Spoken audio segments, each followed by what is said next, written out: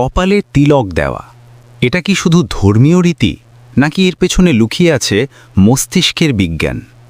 তিলক সবসময় কপালের ঠিক মাঝখানে দেওয়া হয়। এই জায়গাটি আমাদের ভ্রুয়ের মাঝখানে, যেখানে রয়েছে অনেক গুরুত্বপূর্ণ নার্ভ এন্ডিংস।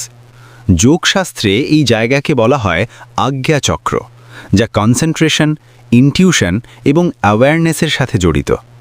এখন আসি বিজ্ঞানে।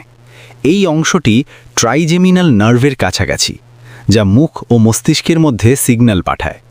যখন এখানে চন্দন বা তিলক দেওয়া হয় তখন হালকা ঠান্ডা ও চাপ তৈরি হয়, যা নার্ভাস সিস্টেমকে শান্ত করতে সাহায্য করতে পারে। বিশেষ করে চন্দন, এর মধ্যে কুলিং এফেক্ট থাকে, যা শরীরের তাপ কমাতে এবং মনকে কাম করতে সাহায্য করে। আরও একটা বিষয়, যখন আমরা তিলক দেই আমরা অজান্তেই এই জায়গায় ফোকাস করি। এটা অনেকটা মেডিটেশনের মতো কাজ করে, যা অ্যাটেনশন ও মেন্টাল ক্ল্যারিটি বাড়াতে সাহায্য করে। তাহলে প্রশ্ন হচ্ছে, প্রাচীন মানুষ কি শুধু বিশ্বাস থেকে তিলক দিত, নাকি তারা জানত মানব মস্তিষ্কের এই সেন্সিটিভ পয়েন্টের গুরুত্ব?